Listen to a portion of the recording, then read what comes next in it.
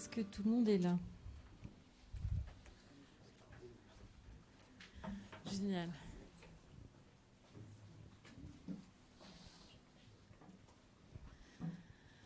Bon, alors, je suis très contente de passer après ces témoignages très forts. Moi, ce qui m'a frappée, c'est qu'en face de nous, on a eu des aidants qui étaient des bosseurs, qui ne comptent pas leurs heures à la maison, qui ne comptent pas leurs heures au travail, qui ont envie de travailler. Et je crois que ça, c'est un message important pour les employeurs aussi. Et puis, on a bien compris qu'il y avait un défi quand on est aidant. Est-ce qu'on diminue son temps de travail? Est-ce qu'on quitte son travail? Est-ce qu'on arrive à se réinventer en se mettant à son propre compte? Voilà, autant de questions qui nous amènent à cette table ronde avec l'ambition d'avoir, avec les 5 regards différents, une réponse à cette question de voir comment collectivement, à la fois employeurs, assureurs, institutions de prévoyance, partenaires sociaux, on peut aider les aidants à concilier leur rôle d'aidant avec leur activité professionnelle. Je dirais même avoir une activité professionnelle épanouissante et en tout cas qui n'ait absolument pas de rupture professionnelle. Alors, je suis contente de vous accueillir chacun. Donc, je vous accueille Stéphanie Dayan. Merci d'être avec nous. Après 35 ans de carrière dans le tourisme, vous avez été élue secrétaire nationale à la Fédération des services de la CFDT en 2019, réélue en 2023. C'est votre deuxième mandat.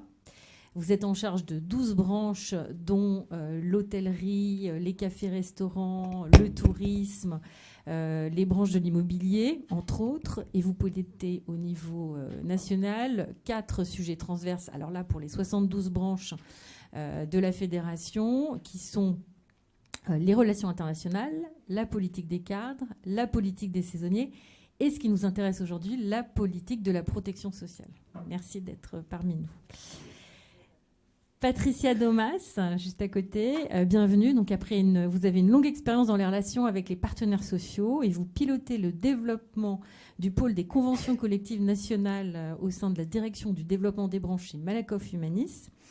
Et vous assurez la coordination avec tous les intervenants, les acteurs institutionnels et sociaux dans ce domaine. Et votre contribution, elle est essentielle parce que vous accompagnez justement les partenaires sociaux, et vous connaissez bien Stéphanie, pour renforcer la protection sociale complémentaire dans les branches qui concernent les aidants, bien entendu.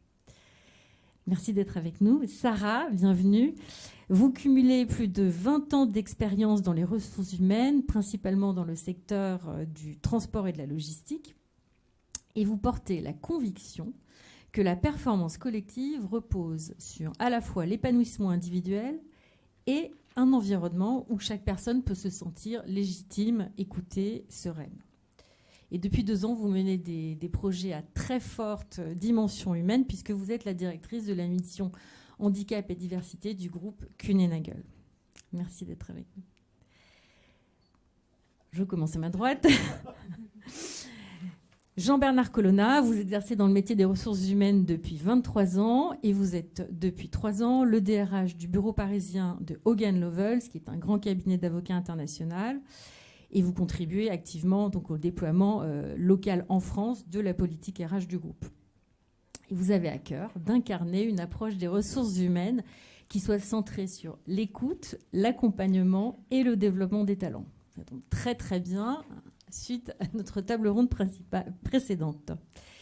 Et puis Denis, alors Denis qu'on ne présente plus mais que je vais quand même présenter, médecin, entrepreneur engagé dans des initiatives à fort impact social dans le domaine de la protection des familles confrontées au handicap et à la prématurité à la naissance et plus largement au soutien aux aidants.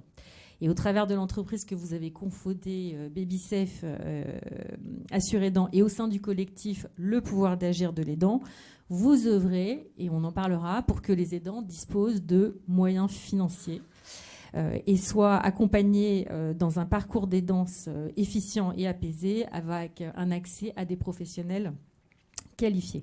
Vous l'avez dit, vous êtes vous-même aidant de votre épouse depuis 4 ans, donc vous connaissez bien les défis de la conciliation de l'aidance avec le travail. Voilà, donc soyez tous les bienvenus. Et je vous propose de commencer par déjà, première question, comment est-ce que dans l'entreprise, on arrive sur le sujet des aidants? Alors, je me tourne vers vous, Jean-Bernard. Qu'est-ce qui a fait que le sujet est arrivé sur votre bureau? Quelles ont été vos premières observations sur ce sujet? Merci beaucoup. Bonjour à toutes et tous. Pour ma part, c'est assez étonnant. J'ai vu mes parents, et je pense que tous les gens de mon âge, presque 50 ans, ont vu leurs parents s'occuper eux-mêmes de leurs parents. Ça semblait assez naturel de les accompagner en fin de vie. Et quand une collaboratrice de mon équipe a dû faire la même démarche, tout d'un coup, la chose m'est tombée dessus. J'avais jamais entendu parler des danses alors que j'en avais été témoin plus jeune. Encore ce week-end, je parlais à des amis de ma participation à ce colloque, et je crois que là on est tous un public averti, on sait ce que c'est les danses, mais les gens me disent comment la danse? Je dis non, les danses en un seul mot. Donc c'est voilà, compliqué. Et cette collaboratrice, elle accompagnait son papa qui est décédé depuis, dans des conditions vraiment difficiles, avec des choix à faire, le garder à la maison, le mettre dans un EHPAD, enfin vraiment des situations difficiles. Et après, je définis toujours mon poste de RH tout comme un assistant social. Et en même temps, j'ai été éduqué dans un environnement où on m'a toujours dit « traite les autres comme tu aimerais toi-même être traité ». Et il y a un moment où cette dimension d'humanité, elle prend le dessus sur tout le reste. Et j'ai toujours dit à ma collaboratrice, il n'y a pas de souci. Et c'est vrai que c'est beaucoup plus facile dans un environnement où moi j'ai une équipe de cadres. C'est plus facile de gérer la flexibilité auprès d'eux, de mettre en place des solutions de télétravail, de flexibilité qui permettent de décaler les temps. C'est pas toujours facile à gérer. Mais voilà, en tout cas, cette première approche humaine de se dire « OK, il n'y a pas de problème » parce que, comme vous l'avez dit tout à l'heure dans la première table ronde, tout le monde peut être confronté à cette situation. Et l'aborder de manière un peu distante, un peu hautaine, en se disant « bon, OK, c'est son problème, c'est pas celui de l'entreprise », bah si, en fait, il y a une question de solidarité de base et d'humanité à laquelle il faut penser.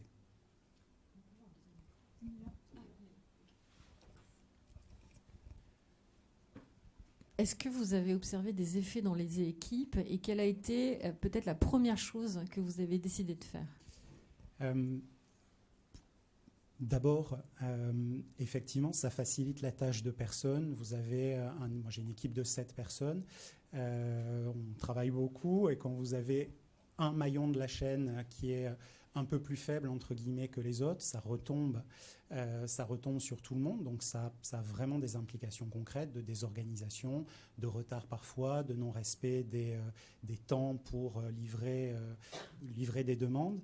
Et sous l'impact de cette collaboratrice, on s'est dit on va mettre en place une conférence d'information, de sensibilisation. Moi, je suis DRH d'un bureau d'une entité de 350 personnes. J'avais l'impression de bien connaître ma population et j'étais assez persuadé que finalement, ça concernait très peu de monde.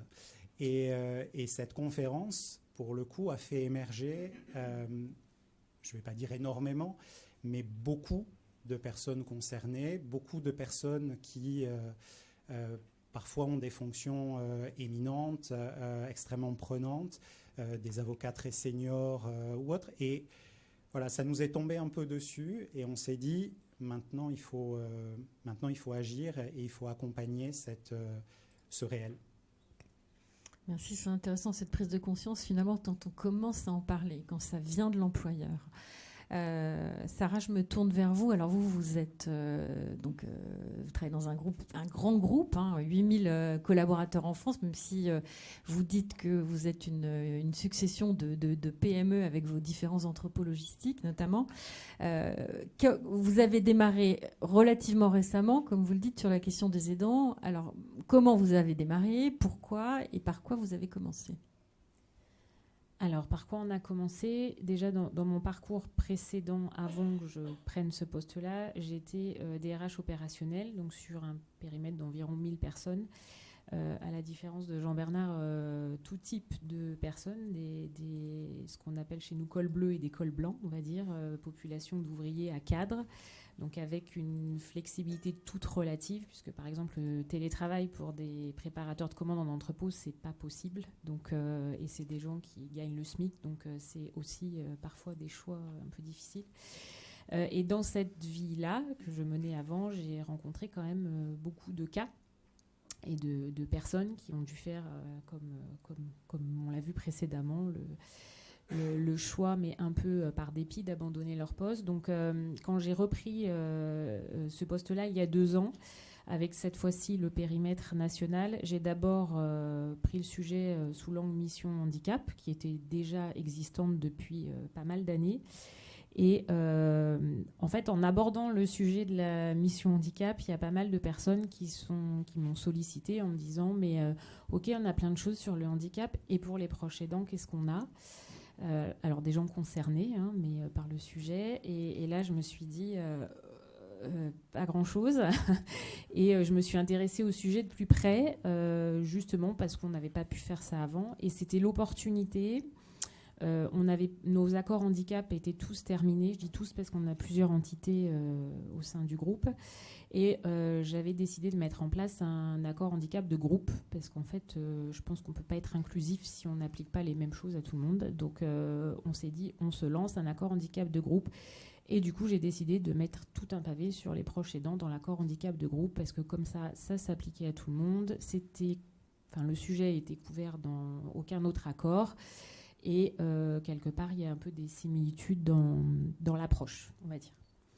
Mais justement, vous pouvez nous dire, parce que je suis sûre que ça intéresse beaucoup de monde ici, quelles sont les similitudes et les différences entre la question de l'aidance et la question du handicap ? Alors, les similitudes que je rencontre, c'est le côté vie personnelle et difficulté à en parler, sujet tabou, et vous en parliez tout à l'heure, la honte. Je veux pas, j'ose pas, je veux pas, et je veux pas de pitié en fait. Voilà. Donc il y a ce côté, je veux pas qu'on ait pitié de moi, je veux pas qu'on me colle une étiquette, je veux pas je suis pas un handicapé, je suis pas quelqu'un qui a un enfant handicapé ou tout ça. C'est compliqué à dire. Et parfois, ça fait des années qu'on travaille avec ses collègues et on ne l'a jamais dit, donc pourquoi le dire maintenant ? C'est un peu compliqué. Donc ce sujet très personnel, très intime, qui a tendance avec l'empathie, à amener un peu de pitié, c'est des sujets assez proches malgré tout. Donc il y a ce sujet-là qui je trouve dans l'approche. Donc il faut faut garantir une certaine confidentialité et en même temps permettre. La confidentialité, c'est que le point de départ pour faire parler la personne. Et après, petit à petit, je l'amène à comprendre que si on veut aménager, accompagner et tout ça, il va falloir quand même mettre un peu des gens dans la boucle. Mais quand la personne est prête, qu'elle en a fait le choix, qu'elle est OK et qu'on va là-dessus. Donc c'est à son rythme et c'est surtout de l'individu. Et pour ces 2 sujets, on a beau être un grand groupe, on a beau mettre en place des mesures, des plans, et qui sont très bien parce que ça pose un cadre. Derrière, c'est des personnes qui ont chacun leur histoire, chacun leurs besoins, chacun des postes différents, comme je disais, et on doit faire tout du sur-mesure dans les 2 cas, que ce soit le handicap ou la proche aidance, d'où le fait de l'avoir mis. Donc, on avance petit à petit, humblement, mais en tout cas, la prochaine étape, et on est censé terminer début octobre la signature de l'accord, je l'espère, mais le pavé proche aidance avec nos élus a fait l'unanimité. Voilà. Merci, c'est un très bon point de départ. Conférence et accord. Merci. J'en profite pour vous dire qu'il y a un point de vue de DRH très intéressant auquel vous pouvez tous avoir accès. Où est-ce qu'elle est, Mélanie ? Elle est cachée là. Baby Safe Assure Aidant produit un podcast qui s'appelle Être aidant, qui est réalisé par Mélanie, juste ici. ici. Et le dernier épisode, justement, Mélanie a interviewé une DRH. Donc, n'hésitez pas, c'est accessible sur le site de Babysafe, à écouter cet épisode. C'est aussi une autre perspective de DRH. Donc, et on aime bien entendre des DRH exprimer sur le sujet des aidants. Merci pour, en tout cas, ces premières informations, c'est très clair. Je me tourne maintenant, naturellement, vers vous, Stéphanie, les partenaires sociaux. Quand on regarde les besoins des salariés aidants, finalement, quels sont les besoins du terrain qui vous remontent le plus et peut-être les attentes qu'ils expriment le plus fortement? Alors, bonjour à toutes et à tous. Et j'ai été je tenais à le dire, très touchée par les interventions. Je suis arrivée un peu en retard, mais j'en ai entendu certaines. Et c'est vrai que ça va rejoindre un peu ce que je vais dire en tant que partenaires sociaux. Donc, la Fédération des services se représente quand même 6,7 millions de salariés. Et je le redis juste pour qu'on situe, on est sur le commerce et le service, mais on a des branches comme la propreté, les assistantes maternelles, mais on a aussi les avocats à la Cour de cassation et des choses comme ça. Ce qui nous est remonté déjà, c'est la méconnaissance. Alors, je rejoins tout à fait ce qui a été dit, la danse. En fait, on n'en est même pas là, puisque les gens ne savent même pas, les salariés n'imaginent même pas qu'il y a des dispositifs qui sont mis en place. Donc nous, en tant qu'organisation syndicale, ce qu'on souhaite et ce qu'on pousse et ce qu'on revendique, c'est justement la mise en place de garanties supplémentaires au niveau des branches. C'est vraiment ça qui est important. Alors, on a bien conscience qu'en plus, il y a un décalage, alors ça a été dit aussi, entre les salariés cadres et les salariés non cadres. On a aussi des capacités financières qui sont complètement différentes. Et aussi, surtout, et je pense que ça a dû être dit, mais je n'étais pas là, l'aidant, c'est extrêmement genré. Alors, si on prend un exemple typique de chez nous au service, si on prend une salariée de la propreté,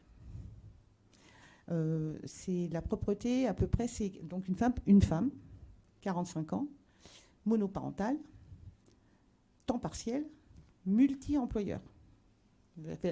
Donc, il y a déjà rien que là une difficulté à connaître les dispositifs qui pourraient être mis en place et puis comment cette femme, comment on lui propose quelque chose et déjà à quel employeur elle va s'adresser pour avoir...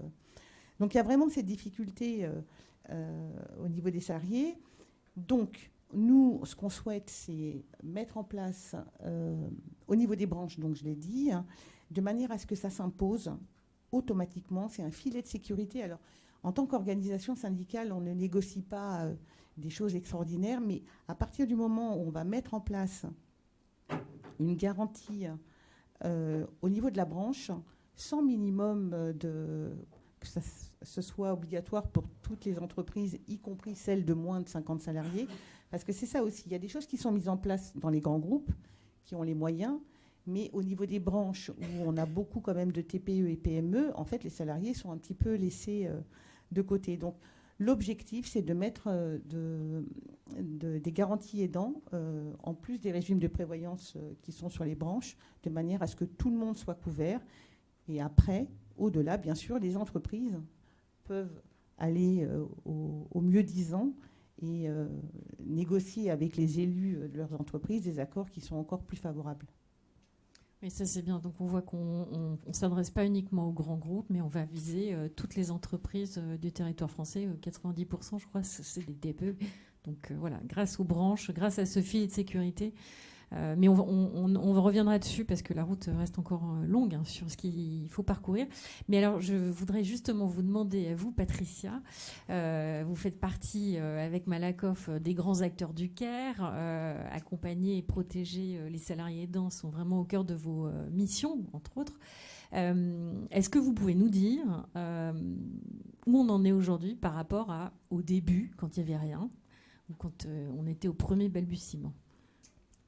Bonjour à toutes et tous. Extrêmement touchée et émue par les témoignages de ce matin, de la première table ronde, pardon. Je vais avoir un regard peut-être plus optimiste que mes camarades, même si on est loin d'être au bout du tunnel. Il y a 10 ans, moi c'est les premières fois où j'ai entendu parler de la danse. Aujourd'hui, le mot aidance commence à apparaître comme un terme connu. Alors bien sûr, pas partout, pas dans l'ensemble des tissus économiques des petites entreprises ou des grands groupes. Mais en tout cas, ce qui est sûr, si on regarde déjà sous l'angle des grandes entreprises, c'est un sujet qui commence à être largement pris en main et pris en compte. Et les paroles se libèrent. Merci Astrid pour le témoignage avec Gabin. Où effectivement, les paroles commencent à se libérer avec de l'écoute bienveillante et moins de jugement. Donc je considère que c'est un premier pas. Je dis bien qu'on est loin d'être arrivé au sommet, mais c'est un extrêmement premier pas positif. Donc voilà aujourd'hui comment Malakoff Humanis continue d'œuvrer sur la prévoyance au sens large. Et au niveau des branches professionnelles, l'objectif est de prendre en compte l'aide aux aidants pour venir en soutien des employeurs et des salariés, et de pouvoir, au titre des accords de branche, je complète ce que disait Stéphanie, venir en aide à l'ensemble des secteurs professionnels, mais de l'entreprise qui est au fin fond de la France de 3 salariés, au même titre que le grand compte qui, au final, ou la grande entreprise, a peut-être moins besoin de cet accord de branche, mais de faire ce socle de l'aide aux aidants comme une forme de norme sociale, et que cette aidance devienne un pilier de la protection sociale complémentaire au même titre que peut l'être l'indemnité journalière ou les capitaux d'essai, voilà. Qu'il n'y ait pas de différenciation dans la prévoyance globale qui répond à des besoins d'un salarié et des employeurs, quel que soit le niveau de degré de besoin. C'est un bel objectif. Alors, on aura l'occasion par la suite d'aller un peu plus en détail sur le package social, on va dire l'accord de branche idéal, ce qu'il y a dedans, très concrètement. Mais du coup, il y a un besoin financier. On a bien vu avec nos aidants de la première table ronde, besoin de ne pas tomber dans la précarité, besoin d'avoir un salaire. Et là, je m'adresse à Denis, parce que Denis, c'est ce qui l'a amené. Est-ce que vous pouvez nous expliquer ce que vous avez constaté sur ce besoin financier et comment vous avez développé une solution qui y répond? Merci Caroline, rebonjour à tous. Effectivement, nous, quand on a mené des réflexions pour créer notre entreprise, on a interviewé énormément de familles confrontées, alors de parents aidants. Au début de notre aventure, on s'est intéressé essentiellement aux parents aidants, comme étant l'urgence parmi la population des aidants qui sont confrontés à l'aidance de façon plus tôt, plus brutale, et souvent pour très longtemps. Et donc, on a interviewé beaucoup de familles et on s'est très rapidement rendu compte qu'il y avait 2 choses qui apparaissaient évidentes. C'est l'absence d'accompagnement, et en particulier juste après la naissance. C'est-à-dire que plus tôt on était après la naissance, le temps de mettre en place, de trouver des ressources, etc., les parents se sentaient extrêmement seuls. Et puis, effectivement, le manque de moyens pour agir. Et donc, c'est revenu dans toutes les interviews, toutes les focus group qu'on a fait. C'est un problème financier qui est aussi corrélé au fait que bien souvent, c'est la maman qui gagne certes le moins, qui met entre parenthèses son activité professionnelle, ou qui la diminue, ou qui l'arrête. Et donc, on a moins de ressources d'un côté et plus de dépenses de l'autre. Donc là, c'est un effet ciseau qui est dévastateur pour l'équilibre familial et qui peut être à l'origine de difficultés qui aboutissent à la séparation et à des conflits de couple. Et donc, les 3 cofondateurs de BabySafe Solutions à l'époque, qui s'appelle maintenant Assure Aidant, étant tous issus de l'assurance, moi-même j'ai une expérience de 10 ans dans l'assurance, on s'est dit on va financer le soutien dont ont besoin les aidants par un produit d'assurance collective. Donc ça, c'est l'objectif qu'on a poursuivi. C'est pour ça qu'on a réussi à créer la garantie d'efficience à la naissance, qui est maintenant intégrée dans l'offre de Malakoff Humanis. C'est aussi pour ça que notre partenariat marche très bien, c'est qu'on a le même objectif commun d'intégrer l'aidance dans la protection sociale des salariés comme un pilier obligatoire à terme.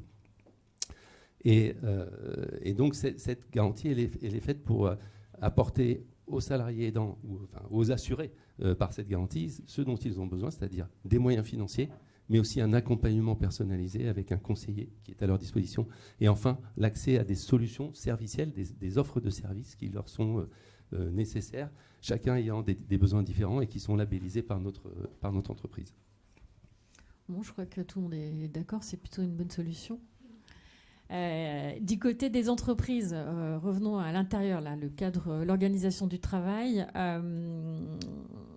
Dites-nous, Sarah, qu'est-ce que vous avez donc là, vous allez cet accord qui approche. Qu'est-ce que vous avez mis en place à côté de cet accord et quels en sont les retours ?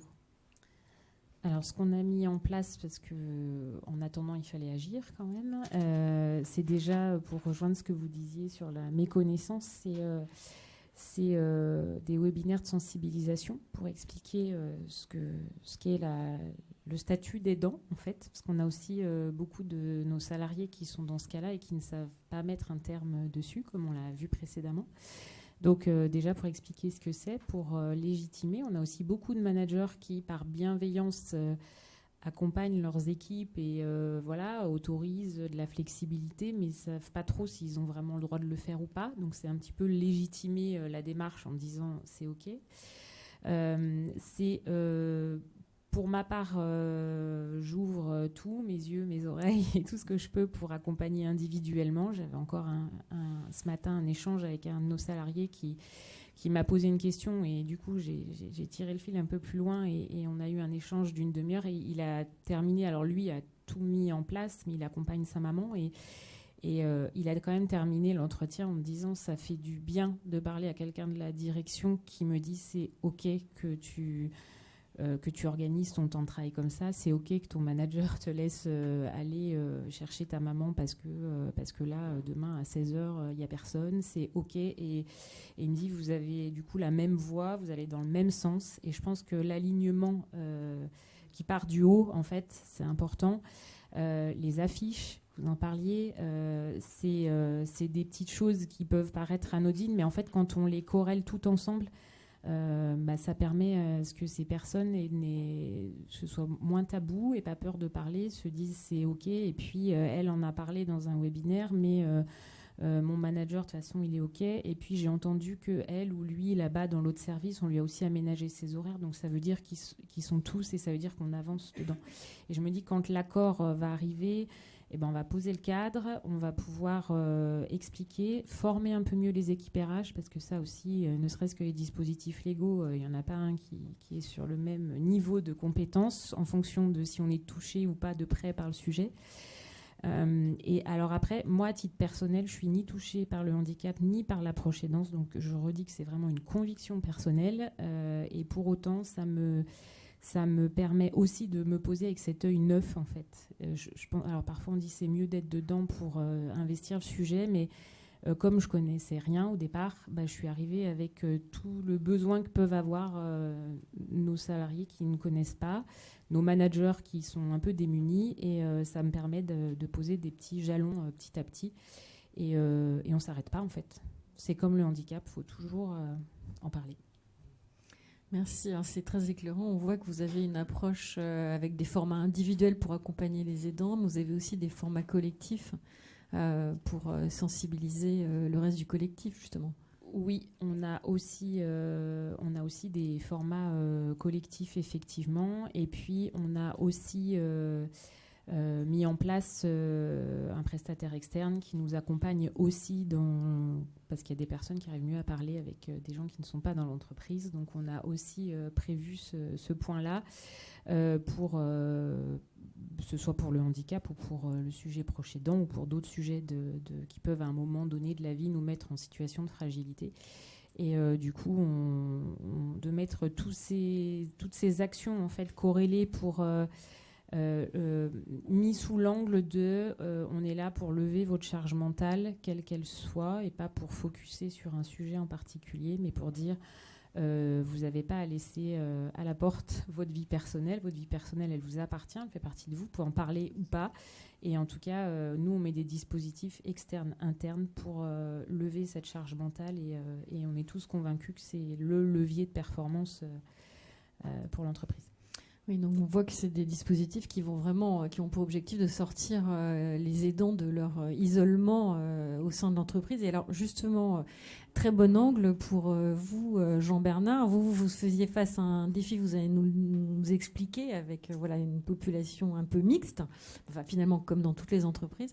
Et vous avez choisi un dispositif qui s'appuie sur la paire aidance. Est-ce que vous pouvez nous expliquer comment ça s'est mis en place, comment ça marche et quels en sont les bénéfices ? Oui. Pour notre part, effectivement, un grand cabinet d'avocats international, ça fonctionne avec des avocats qui, par définition, sont en profession libérale et des fonctions support, comme moi, qui sont salariés. Donc déjà, on a une dualité de population qui n'ont pas la même flexibilité dans le travail, qui n'ont pas le même niveau de rémunération non plus. Donc pour certains, finalement, on pourrait se dire, bon, ok, ils ont les moyens, ils peuvent faire venir du monde à la maison ou autre, c'est pas très grave. Pour d'autres, c'est peut-être plus un sujet financier d'accompagnement. Donc il y avait plein de thématiques et on s'est dit, on va créer une communauté qui s'appelle le Rendez-vous des aidants. D'abord pour permettre à chacun de pouvoir se dire aidant, de se dire je ne suis pas toute seule ou tout seul, de communiquer, d'échanger, de réaliser que d'autres sont passés par les mêmes difficultés, trouver des solutions en commun. Ça aurait pu être un simple groupe de parole. On a voulu aller un peu au-delà. Mighty Millie nous aide dans cette démarche-là en organisant justement la parole pour l'orienter plus vers des solutions pratiques. Et au travers de ces échanges, on peut faire émerger aussi des besoins très spécifiques parfois qui, comme tu l'as expliqué, demandent des accompagnements vraiment sur mesure pour soulager les personnes qui traversent ces difficultés-là. Moi, je ne suis pas aidant, je le serai certainement un jour de mes parents ou de quelqu'un d'autre, on ne sait pas. Donc moi aussi, j'ai un regard externe. Je ne participe pas à cette communauté, à ce rendez-vous des aidants, parce que je tiens à ce que la parole puisse y être la plus libre possible. Et si le DRH est là, on se dit toujours, bon, on risque d'être jugé ou autre, malgré la mise en place des dispositifs et la bienveillance. Mais voilà, c'est important. Et il y a des solutions qui se trouvent en commun. Ils sont vraiment hyper impliqués. Ils s'aident les uns les autres, même quand certains arrêtent d'être en situation d'aidance du fait du décès d'un papa ou d'une maman ou d'un enfant, comme ça peut arriver. Ils continuent à participer. Et ça, c'est la preuve qu'on a créé quelque chose qui dépasse le cadre de l'entreprise et qui relève vraiment de la fibre humaine. Génial, hein. Ça nous donne une perspective pour les employeurs. Voilà, il y a des bénéfices qui dépassent les danses et qui rendent probablement votre travail en ressources humaines réjouissant. Et je me tourne vers vous maintenant, Stéphanie, parce que là, on a parlé d'innovation en quelque sorte dans les entreprises, mais vous avez un exemple d'innovation sociale à nous partager sur un accord de branche qui traite de l'aidance. Oui, tout à fait. Donc, en 2015, les partenaires sociaux ont réussi à se mettre d'accord sur une garantie complémentaire au régime de prévoyance complémentaire sur la branche des détaillants de la chaussure. Donc, ça, c'est pas forcément une très, très grosse branche, mais il n'empêche que c'est une branche. Alors, de mémoire, je ne me souviens plus du nombre de salariés, mais ça va. En tout cas...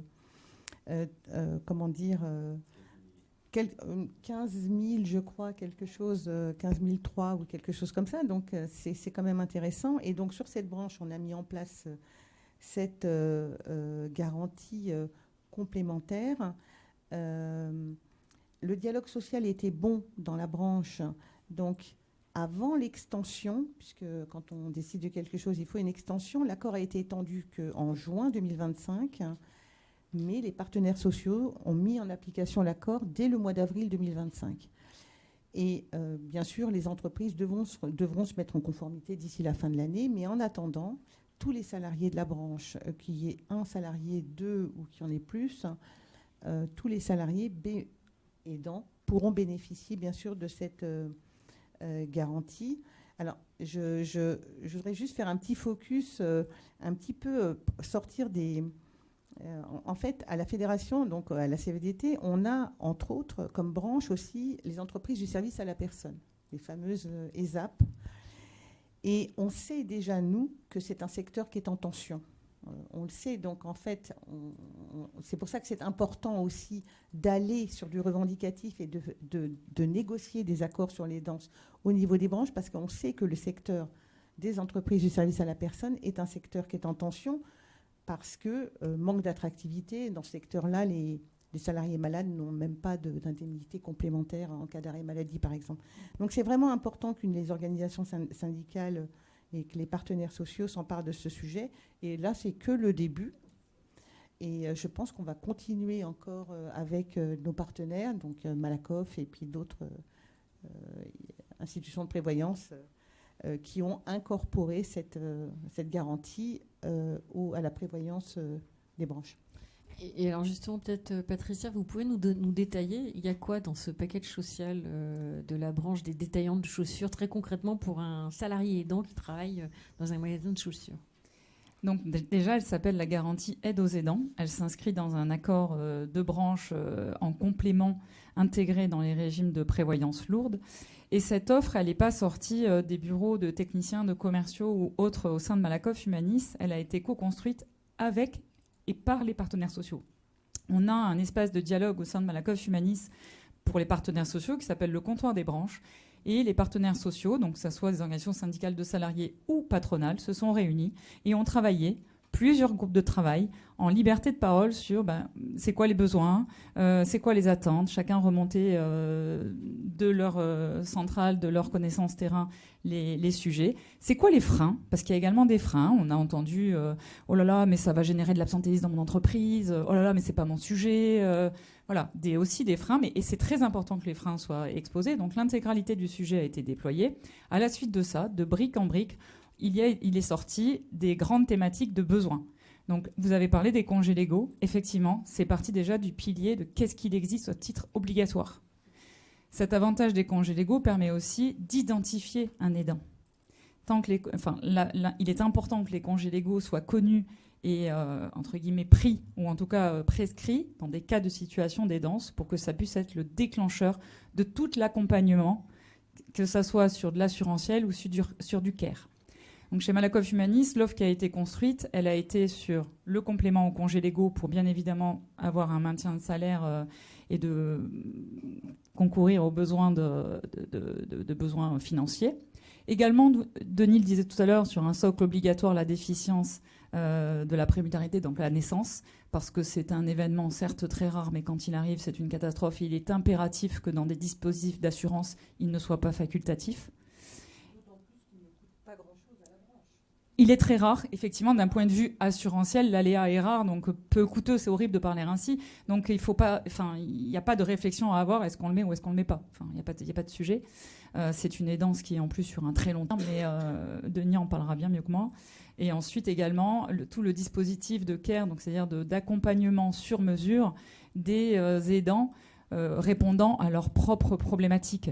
Si je donne un exemple, il n'y a pas obligatoirement que les danses pour nos aînés, nos parents. Il y a également les enfants, on l'a vu, mais il y a également l'accident de la vie d'un conjoint. Et puis, il peut y avoir des situations de fragilité des danses, qu'elles soient lourdes ou ponctuelles. Et en tout cas, toutes les solutions doivent être analysées sur mesure pour un accompagnement permettant aux salariés de répondre à son besoin et que le temps qu'il a avec son aidé ne soit pas pour de la paperasse administrative ou de l'intendance en permanence, mais bien aussi un moment de qualité et de partage avec la personne aidée. Denis, vous voulez, merci, rajouter quelque chose sur justement cette garantie assurantielle? Bon, Patricia a déjà un peu tout dit. Hein. Ce qui est important dans la garantie assurantielle pour les aidants, pour l'accompagnement des aidants, donc il y a le complément de salaire, c'est très important, parce qu'on sait que les congés proches aidants sont très mal indemnisés et que certains ne peuvent pas les prendre parce que le manque à gagner est trop important. Mais le congé proche aidant, même bien indemnisé, il ne donne pas des moyens supplémentaires. Ça pallie à une éventuelle perte de revenus si on consacre plus de temps à son proche aidé. Et donc, notre garantie, les garanties de soutien aux aidants sont parfaitement complémentaires, parce que là, elles apportent de l'argent dédié aux aidants pour s'offrir les services de professionnels de l'aidance et dans le but d'améliorer leur quotidien d'aidant. Et ça, c'est très important que les aidants aient des moyens qui leur soient dédiés à eux personnellement. Alors ça peut les aider directement parce que, par exemple, le soutien psychologique, l'aide administrative, ou ça peut les aider indirectement parce qu'en aidant leur aider, quelquefois, ça soulage leur quotidien d'aidant. Donc, et ce qui est très important aussi, c'est d'avoir des dispositifs qui s'inscrivent dans la durée. Donc, dans notre garantie déficience à la naissance pour les parents aidants, les parents sont indemnisés et accompagnés jusqu'au 6e anniversaire de l'enfant. Donc, ce n'est pas juste un chèque et puis au revoir. Hein. C'est vraiment un accompagnement pour construire un parcours de parentalité le plus apaisé possible, même si ça reste toujours une épreuve.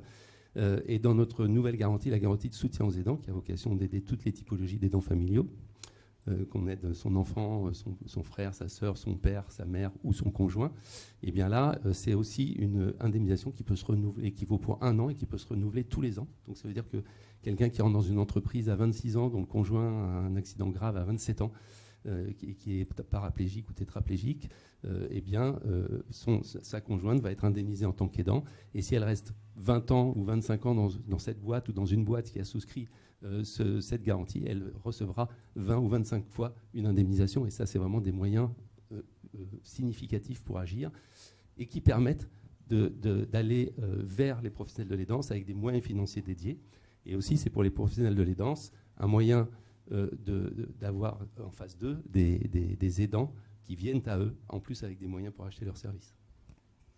Ce que je constate, c'est qu'en fait, les besoins des aidants dans les grandes lignes sont quand même bien connus par vous, tous les acteurs qui entourent les aidants. Mais en préparant cette table ronde, on est tous tombés d'accord, et je pense que le public sera aussi d'accord sur le fait que c'est bien gentil tout ça, mais il y a quand même énormément de salariés aidants qui ne sont pas accompagnés du tout. Pourquoi est-ce qu'on a un décalage alors qu'on a des dispositifs, on comprend les besoins? D'où vient ce décalage? Peut-être Stéphanie, j'ai envie de vous poser la question. Qu'est-ce qu'on doit faire en fait? Quelle est la voie à suivre pour que plus d'aidants soient accompagnés? Déjà, il y a un manque d'information. Alors, c'est vrai que là, on est entre nous, mais il y a réellement un manque d'information. Alors, il y a les salariés qui sont aidants, mais qui ne vont pas le dire par pudeur, et ça, on en a parlé. Et là, par contre, il faut vraiment les encourager, parce que sur les branches où il y a comme ça des garanties qui sont mises en place, effectivement, s'ils ne déclenchent pas les congés légaux, eh bien, en fait, les garanties derrière ne vont pas se déclencher non plus. Donc, c'est vraiment important. Je pense qu'après, il faut faire une communication, on va dire, peut-être moins entre nous, sortir un peu des sentiers battus. Les danses, en fait, il ne faut pas... Enfin, c'est difficile à dire, mais enfin, la population vieillit. Une branche comme le service à la personne, en fait, est en déclin, et c'est un secteur qui est en très grande tension. Donc, les danses ne va pas aller en diminuant. On va aller à l'horizon 2030. Il y a déjà eu des chiffres qui sont sortis. Donc, si les entreprises, si nous, organisations syndicales, on ne met pas en place certaines choses, et au niveau des branches et au niveau des entreprises, qu'est-ce qui va se passer dans 10 ans, 15 ans, quand dans l'effectif d'une entreprise, ils vont se retrouver avec 20-30% d'aidants? Je veux dire, il faut absolument, ou même plus, 40, j'ai noté 40, mais voilà. Mais parce qu'on est aujourd'hui, 20-30, on y est aujourd'hui. Pas forcément connu, pas déclaré. C'est ça, mais effectivement. Donc en fait, si on ne communique pas, si on n'utilise pas les dispositifs qui sont existants, parce que c'est peut-être pas forcément, on peut créer des choses dans les entreprises, mais c'est pas forcément utile de rajouter des couches de lasagne à des choses qui existent déjà. Alors après, en entreprise, en branche, on va négocier. Mais je pense que le fond du problème, c'est vraiment ce manque d'information, cette volonté à se faire connaître. C'est un peu, on en a parlé, un peu comme le handicap. On n'a pas envie, c'est quelque chose de personnel. Il y a la honte, il y a plein de sentiments qui se mêlent, et c'est quelque chose de compliqué pour les aidants. Alors moi, je dis, comme vous, je ne suis pas aidante. Et je pense que je ne le serai pas, parce que moi j'ai eu un autre problème où j'ai plus de parents. Mais donc du coup, voilà. Et j'espère ne pas être aidante de ma fille, par exemple. C'est ça que je veux dire. Mais donc c'est vrai que j'ai un regard. J'ai bien aimé. Oui, c'est par conviction. Je suis sur la protection sociale. Les danses, c'est un vrai sujet. Il faut s'en emparer. Il faut libérer la parole, voilà, et que les choses se fassent. Oui, la communication, c'est la première voie d'action, ça ne cessera jamais. À l'intérieur des entreprises, maintenant, quand on regarde un peu les freins, les obstacles, Jean-Bernard, je vais commencer par vous. Qu'est-ce que vous voyez comme obstacle encore, avec ce que pourtant vous avez mis en place des choses assez innovantes, qu'est-ce qui reste à faire sur la route pour que finalement tous ceux qui sont aidants aujourd'hui, demain, se déclarent et soient mieux accompagnés dans votre organisation? C'est assez drôle parce que je vous ai décrit un projet qui est plutôt très positif, bienveillant, et on s'apprête à célébrer la Journée nationale des aidants le 6 octobre. Alors, nous, ce sera le 9 au cas particulier. Et au moment d'organiser cet événement, on s'est rendu compte que beaucoup des participants de notre rendez-vous des aidants ne voulaient pas être identifiés en dehors du rendez-vous des aidants comme aidants. Et parce qu'ils ont l'impression que l'associé pour lequel ils travaillent, leur manager, va interpréter chacune de leurs défaillances éventuelles à l'aune de cette situation d'aidance. Du coup, la collaboratrice de mon équipe, qui est devenue la référente aidance familiale au sein du cabinet, m'accompagne au profit d'un déjeuner avec les dirigeants du cabinet le 6 octobre, jour de la Journée nationale des aidants. On va prendre notre petit bâton de pèlerin, ils ne le savent pas encore, et on va leur dire, voilà, la situation est celle-là, vous avez des membres dans vos équipes qui font un travail extraordinaire, dont vous êtes super contents au quotidien, vous êtes très satisfaits vraiment, mais vous ne savez pas qu'ils sont aidants, vous ne savez pas qu'ils jonglent terriblement au quotidien pour faire entrer des ronds dans des carrés ou des étoiles dans des triangles. Et il faut juste maintenant que vous preniez conscience de cette situation-là. Simplement, voilà, rentrer dans une démarche d'acculturation et qui puisse avoir un regard nouveau et bienveillant. Ça ne veut pas dire qu'il faut forcément faire preuve d'une flexibilité totale. Je pense que c'est aussi donnant-donnant de part et d'autre. Mais effectivement, ouvrir les yeux, faire prendre conscience pour aller vers la bienveillance, tout simplement. Bon, ça, je crois que c'est top. Là, vous avez ouvert la voie sur un angle dont on n'avait pas encore parlé, c'est les managers.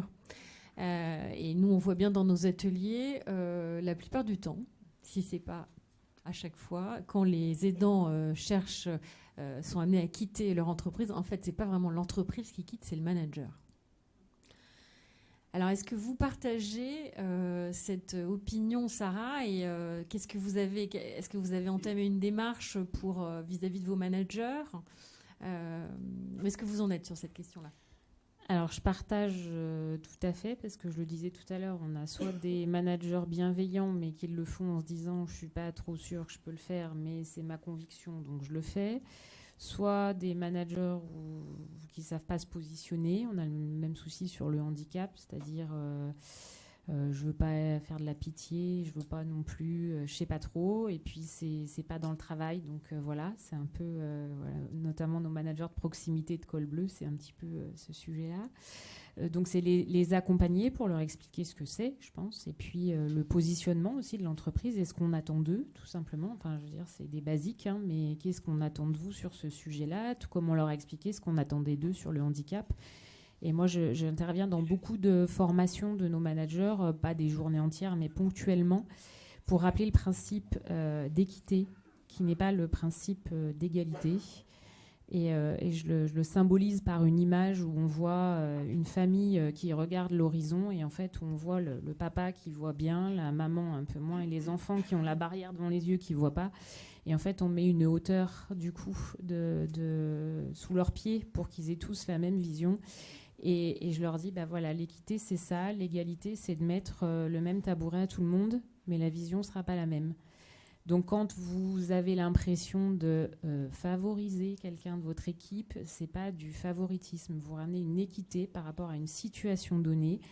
Et l'autre personne à qui vous ne faites pas ça, vous pourrez le faire peut-être dans quelques mois ou d'années parce qu'il en aura besoin. Donc, c'est juste ça, l'équité ou l'égalité en entreprise. Donc on acculture petit à petit, c'est un vrai souhait de notre direction. Encore une fois, ça vient d'en haut, tous ces sujets. Le poste que j'occupe vient aussi d'en haut, en fait. C'est tout simplement avoir quelqu'un qui centralise tout ça.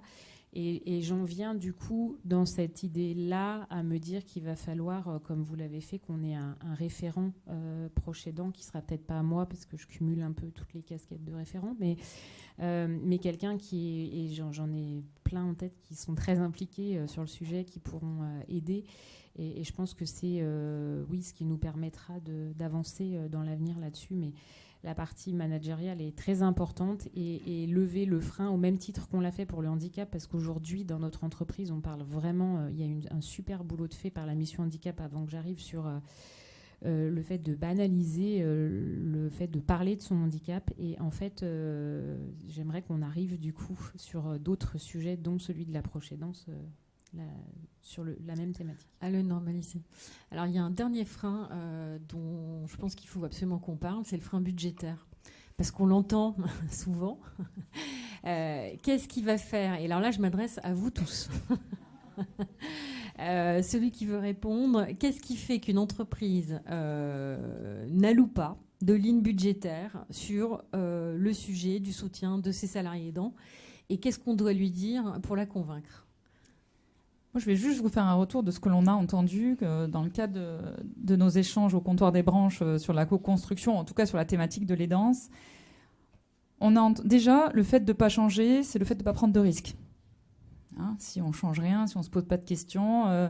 Il y a également, alors je parle au niveau des contrats de protection sociale d'entreprise ou de branche, ça chahute, ça fait du changement. Sur le sujet proprement dit, tu posais la question du coût, c'est une erreur. C'est une erreur déjà parce que je vous invite à faire des simulations, quels que soient vos... Ça n'a pas un coût... Alors vous dire que c'est gratuit, c'est faux. En revanche, plus il est pris sur un grand compte ou au titre d'une branche, plus il y a une mutualisation d'une solidarité qui est faite. Donc déjà, ça réduit énormément le coût. Et à côté... En face du coût, il faut aussi mettre ce que l'on gagne. Et on gagne bien des choses. Au-delà du côté financier et quantitatif, on va gagner très certainement aussi un pilotage de sa sinistralité, des arrêts de travail, dont le fait générateur n'est peut-être pas la maladie, parce que quand on est un aidant, on n'est pas malade. On peut tomber malade si on n'a pas de soutien et d'accompagnement, mais on n'est pas malade. Donc c'est aussi mieux piloter ce sujet. C'est également pour les salariés qui sont... Et on l'a dit, alors on est sur Horizon 2030, un salarié sur 3, dont la moyenne d'âge est 38 ans. Donc on ne parle pas de fin de carrière, j'ai 63 ans, je vais tirer la langue pendant 2 ans. Non, on parle bien de la moitié de sa carrière professionnelle avec cette problématique. C'est aussi tout ce on gagne au titre d'une entreprise, au titre d'une branche, au titre d'un secteur professionnel en termes d'attractivité et de sens. Je ne sais pas, mais je vous ai entendu. J'ai le choix entre deux entreprises. Je vous rencontre, mais j'ai envie d'aller chez vous. Bien plus qu'à une autre. Parce que c'est pétri de sens. Parce qu'on va tous, tôt ou tard, être concernés de loin ou de près par la situation d'aidance. Donc voilà pour moi, quand vous dites un frein de levier budgétaire, je ne veux pas dire que c'est pas une argutie, mais c'est pas un frein. Ou en tout cas, si c'est un frein... parlons-en, travaillons-le et des solutions existent sur vraiment le volet financier pour trouver les solutions, de pouvoir mettre en place des dispositifs. Bon, super. Alors là, vous avez bien répondu à la question. Est-ce que vous avez quelque chose à ajouter, Sarah ou Jean-Bernard, sur peut-être des réticences Non, la plus grande difficulté, alors je vais parler pour un grand groupe comme le nôtre, c'est qu'on parle quand même, qui est coté en bourse, on parle à des financiers, à un moment on va parler ROI, de gros mots, mais et sur des sujets comme ça, c'est très difficile pour moi de parler ROI. Pour autant, pour impacter nos payeurs, je suis obligée d'en parler. Donc du coup, faut juste apprendre à avoir ce discours avec les payeurs et qui n'est pas le discours qu'on a avec les bénéficiaires, en fait, fort heureusement. Et en fait, j'en parle pas sur le sujet proche aidance forcément, mais j'en parle sur mes sujets au niveau global. du handicap, de l'égalité homme-femme, de l'égalité professionnelle en général, des proches aidants, de l'intergénérationnel, comment on intègre aussi nos jeunes et tout ça, comment on maintient dans l'emploi nos salariés plus anciens. Et en fait, tout ça, ça rentre dans tous nos programmes d'attractivité, de comment on garde nos talents, et dans tout ce qu'on appelle aujourd'hui, en termes génériques, l'expérience collaborateur. Et ça, en fait, c'est un levier de performance qui est connu. Donc la proche aidance, c'est un point dans tout ça. Mais en tout cas, on arrive quand même à expliquer le ROI dedans avec des sujets clairs comme l'absentéisme, comme les coûts de recrutement, de formation, si on doit intégrer. Et on s'aperçoit que toutes les personnes, je pense qu'on en a parlé tout à l'heure, les personnes que l'on accompagne et que l'on aide, c'est des gens qui sont reconnaissants au centuple de ce qu'on a fait pour eux. Donc là-dessus, il n'y a pas de sujet, quoi. Enfin, c'est évident. Vraiment très court. Rien à dire sur le côté budgétaire. C'est vraiment un non-sujet, effectivement. Remplacer un salarié déjà formé, déjà opérationnel, c'est un coût et financier, cabinet de recrutement, de formation. C'est juste pas possible. Donc le petit effort budgétaire qu'on fera, vraiment, il est insignifiant par rapport au coût financier induit par la perte d'un collaborateur. Mais il y a surtout, ce que disait Patricia également, ce qu'on gagne. Et ce qu'on gagne, ce sont des salariés qui ont développé des compétences nouvelles au plan organisationnel, être capable de faire face à des situations auxquelles on n'est pas préparé, mettre en place des solutions, faire preuve de créativité. Tout ça, c'est des choses qu'on doit pouvoir valoriser aussi en tant que RH, en tant qu'entreprise. Et voilà, ça donne il n'y a pas que le coût financier. Voilà. Bon, génial. Alors, c'est chouette parce que vous allez me donner la voix pour la question surprise que j'allais vous poser. Mais avant d'avoir cette question, je voudrais juste synthétiser. Je crois que c'est très clair. C'est plus une question budgétaire pour les entreprises. Donc, finalement, aujourd'hui, une entreprise, elle est obligée de mettre en place un programme de soutien auprès de ses aidants. On voit que c'est un sujet de communication, aussi communication auprès des partenaires sociaux pour qu'on ait de plus en plus d'accords de branche qui touchent de plus en plus d'entreprises, dont des TPE, dont les salariés des TPE.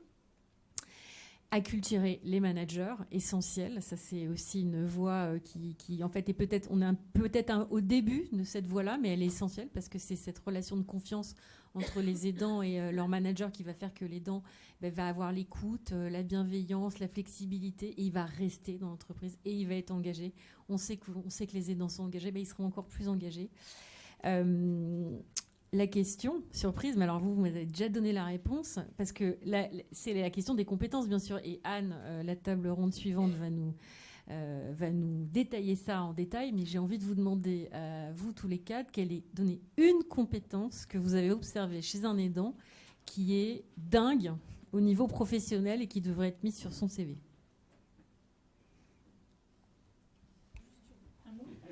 Oui, parce que là, on arrive à la fin. On va arriver à notre session de questions-réponses. Celle que j'allais dire a déjà été dite, mais je vais en dire une autre parce qu'en fait, il y en a plein. La résilience.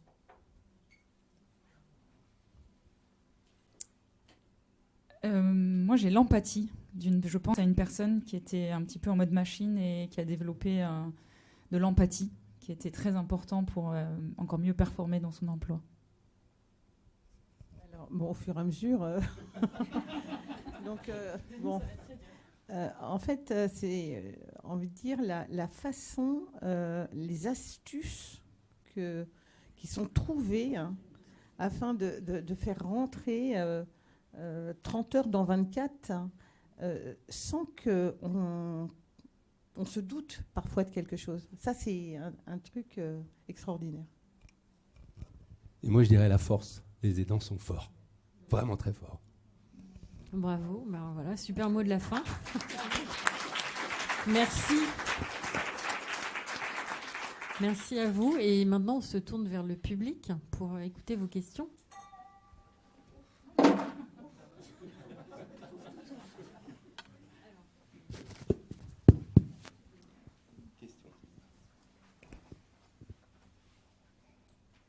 Voilà, en fait, j'ai une question et j'ai aussi une expérience à partager avec vous. Donc, mon expérience d'assureur protection juridique, donc qui travaille aussi avec BabySafe sur la garantie donc déficience à la naissance. On apporte un accompagnement juridique pour les parents aidants dans toutes leurs problématiques du quotidien, que ce soit de logement, avec les établissements de soins, les auxiliaires de vie, les problèmes administratifs, etc. Je mets en place aussi énormément de dispositifs avec, y compris avec le groupe Malakoff d'ailleurs, les mutuelles, les institutions de prévoyance, des courtiers, des contrats en fait spécifiques de protection juridique en fait pour les aidants, donc pour aider les aidants dans leur démarche, dans leur litige du quotidien. Et je suis aussi les partenariats que je mets en place. Et je suis un petit peu frustrée parce qu'effectivement, alors c'est le comble pour un assureur qui réclame davantage de dossiers, hein, mais en fait, les dispositifs sont mis en place, les garanties sont adaptées à la population. Néanmoins, on constate très peu de sollicitations. Parce qu'on est noyé dans la masse, c'est des garanties, comme on le disait tout à l'heure, qui sont à très faible coût. C'est quelques centimes par an, voire 1 euro, 2 euros. C'est pas grand-chose, mais c'est vrai que c'est noyé dans tout un tas de garanties, de conditions générales, etc. Ça a du sens et pourtant, c'est très peu utilisé. Donc, de plus en plus, parce que moi, ça fait à peu près une dizaine d'années que je suis sur ce créneau-là, on va dire, parce que j'aime bien et j'ai cet intérêt-là. Par contre, c'est vrai que la consommation est très faible. Comment améliorer cette consommation ? Merci. Vas-y, Patricia, on est sur la Vous question de avez l'information. raison, hein. Alors, l'offre dont on a parlé tout à l'heure, conçue par les partenaires sociaux pour les branches, est très récente puisqu'elle date de 2024. Les détaillants de la chaussure dont a parlé Stéphanie fait partie de la première branche à avoir mis un accord avec cette garantie, ce dispositif d'aide aux aidants obligatoire.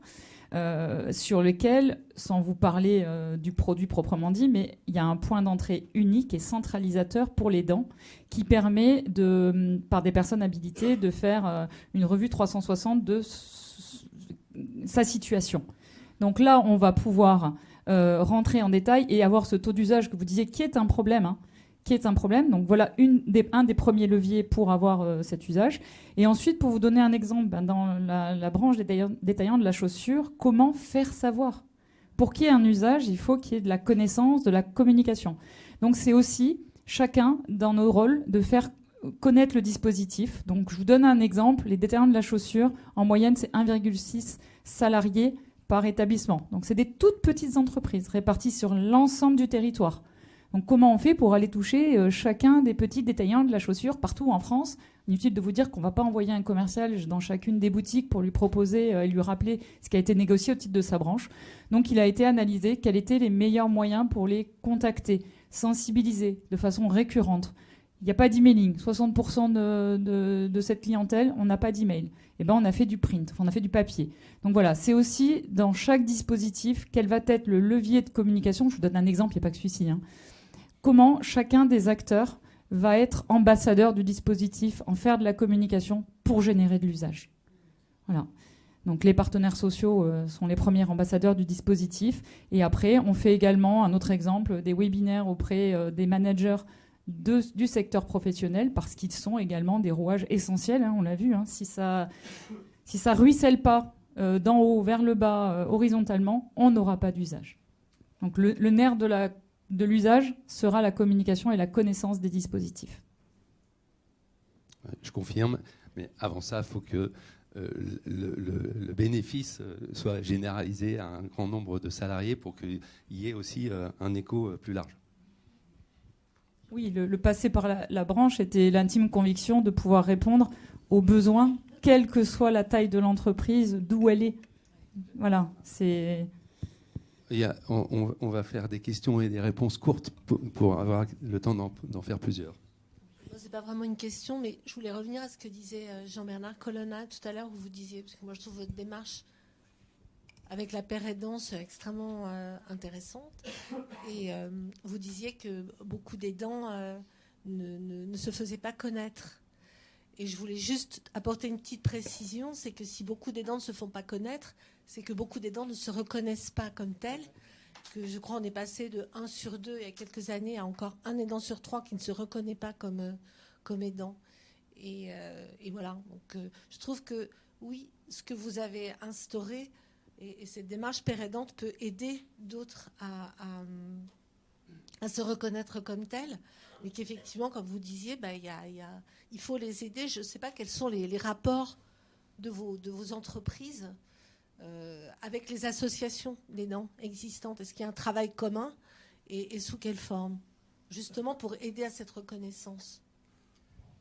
Alors, nous, on ne travaille pas avec une association d'aidants, en l'occurrence, mais c'est une piste de réflexion qu'on peut parfaitement étudier. Et au cas particulier du cabinet dans lequel je travaille, effectivement, ces personnes-là s'étaient déjà identifiées comme aidants ou comme aidantes. Et le fait qu'elles ne veuillent pas le faire par-delà le cercle du rendez-vous des aidants me pose question, en fait, parce qu'on a instauré un cadre bienveillant. Effectivement, je me dis que malgré ça, il y a encore du travail à faire. Mais on a certainement d'autres personnes qui restent dans l'ombre et qui n'osent pas, malgré ce cadre-là. Donc, on a vraiment du boulot. Alors, il y a beaucoup de questions. Julie avait... Merci. Alors moi, je voulais dire, j'arrive de l'île de la Réunion, où les aidants, l'aidance est à 30% plus importante que sur le territoire métropolitain. Et les difficultés économiques de terrain rendent les interlocuteurs, en l'occurrence les employeurs, encore plus durs à convaincre. Donc ma question, c'est comment est-ce qu'on peut faire une différenciation entre le soutien des aidants en tant qu'employeur et la calinothérapie ? Parce qu'aujourd'hui, c'est vraiment la réponse que j'ai, c'est qu'on ne peut pas... ils ont tendance à confondre ça avec de la calinothérapie. J'aime bien ce mot-là parce que ça veut tout dire et ça englobe un truc un peu large. Et justement, moi, je suis convaincue des apports du soutien et pour l'entreprise et pour les salariés. Mais il y a des fois où je manque d'arguments par rapport à ça. Voilà. Sarah et Jean-Bernard, vous n'êtes pas du tout dans la calinothérapie, hein. On est d'accord. Alors, ça rejoint une problématique que j'ai rencontrée un petit peu, que je rencontre toujours, de certains managers qui me disent oui, mais juridiquement, comment tu reconnais un proche aidant ? Parce que est-ce que c'est pas quelqu'un qui va dire que pourra pouvoir s'absenter ? Alors, au même titre qu'on ne s'invente pas un handicap pour avoir un meilleur siège, tu vois, en fait, on ne va pas, quand tout va bien, dire qu'on a besoin de s'absenter ou pour aider... c'est quand même se livrer sur une partie de sa vie personnelle. C'est pas des choses. Donc, petit à petit, quand on nous, en tout cas, moi, c'est ce que je fais, mais ça marchera peut-être pas forcément partout. Mais le côté un peu dramatique des situations fait que. Est-ce que toi, tu te verrais en fait faire ça en inventant ou est-ce que tu te verrais aller faire la démarche de demander à ton manager si tu peux sortir plus tôt, aller chercher ton enfant au taxi si c'était pas vrai en fait. Et là, il voit l'absurdité quand même un petit peu et ça rejoint la réalité, quoi. Donc, rapidement, je voulais savoir si vous avez impliqué les services santé au travail, parce que nous, on a identifié sur le collectif Le Pouvoir d'Agir des aidants comme des acteurs qui pourraient vraiment intervenir en fait pour sensibiliser, identifier, peut-être amener les gens à signaler. Est-ce que c'est prévu dans les dispositifs qui sont mis en place ? Alors chez nous, non, moi je les implique beaucoup dans le handicap, mais pas dans la proche aidance. Mais alors après, on a 120 sites en France, donc j'ai autant de services de santé, donc c'est un petit peu compliqué. Par contre, on travaille de plus en plus sur la partie handicap, qui n'était pas le cas il y a 10 ans. Et aujourd'hui, on se rapproche beaucoup plus. Donc ça va peut-être venir. Alors, peut-être une dernière question. Non, vous vouliez contribuer. Une dernière question. Question très courte pour Sarah et Jean-Bernard. Madame et monsieur le DRH, vous aidez les aidants, mais vous n'avez pas autre chose à faire dans l'entreprise ? Et puis je ne comprends pas, c'est quoi votre priorité dans l'entreprise en fait ? Parce que les aidants, c'est peu de monde quand même dans l'entreprise, il n'y a pas grand monde. La nationalité de votre cabinet, j'aimerais savoir. Anglo-américain. Anglo-américain, absolument. Petite question provocatrice de Pierre Denis. C'est en fait mon rôle en tant que DRH, c'est de créer un cadre favorable à ce que chacun puisse s'épanouir. Voilà, tout simplement. Je pense que ça répond à votre question. Et moi, j'ai mon mot à dire, c'est que je pense que le propre de l'homme qui nous différencie des animaux, je ne prends pas votre rôle de sociologue, mais je pense que la grandeur justement de l'homme, c'est de pouvoir aider, soigner, et c'est ce qui nous différencie dans notre mode de survie. Et du coup, la grandeur de l'entreprise, ça sera d'aider ceux qui aident en fait. Merci, franchement. Parfait.